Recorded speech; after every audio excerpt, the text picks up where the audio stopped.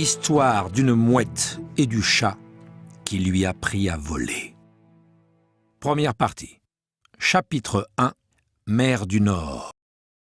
« Hareng à bâbord !» annonça la vigie, et le vol de mouettes du phare du Sable Rouge accueillit la nouvelle avec des cris de soulagement.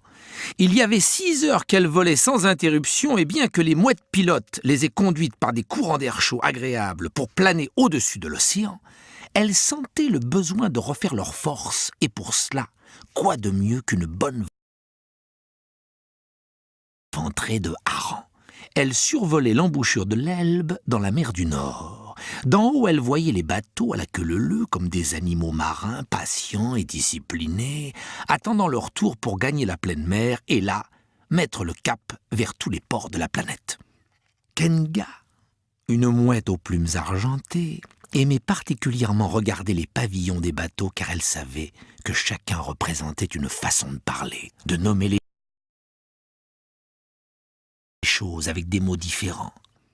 Comme c'est difficile pour les hommes. Nous, les mouettes, nous crions de la même manière dans le monde entier, cria un jour Kenga à l'une de ses compagnes de vol. C'est comme ça. Et le plus étonnant, c'est que parfois, elles arrivent à se comprendre, répondit sa compagne. Au-delà de la ligne de la côte, le paysage était d'un vert intense. C'était un immense pré dans lequel on distinguait les troupeaux de moutons en train de paître à l'abri des digues et les ailes paresseuses des moulins à vent.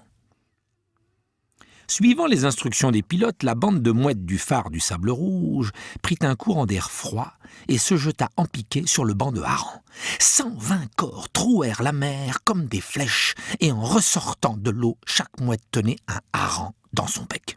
Les délicieux harengs, délicieux et gros, juste ce qu'il leur fallait pour reprendre de l'énergie avant de continuer à voler jusqu'à Den Helder, où les rejoindraient les vols des îles Frisonnes. Le plan de vol prévoyait de continuer ensuite jusqu'au Pas-de-Calais et à la Manche, où elles seraient reçues par les bandes de la baie de Seine et de Saint-Malo, en compagnie desquelles elles voleraient jusqu'au ciel de Biscaye.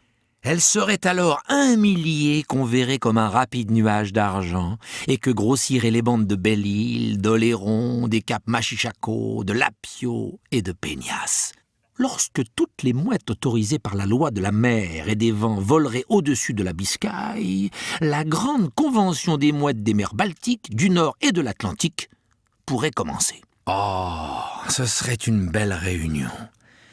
Kenga y pensait en pêchant son 3e hareng.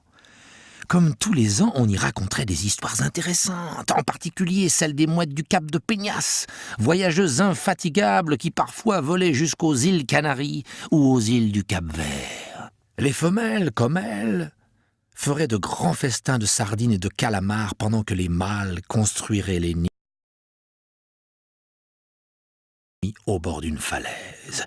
Elles y pondraient leurs œufs, les couvraient à l'abri de toutes les menaces, et quand les premières plumes résistantes pousseraient au poussin, viendrait la plus jolie partie du voyage, leur apprendre à voler dans le ciel de Biscaye.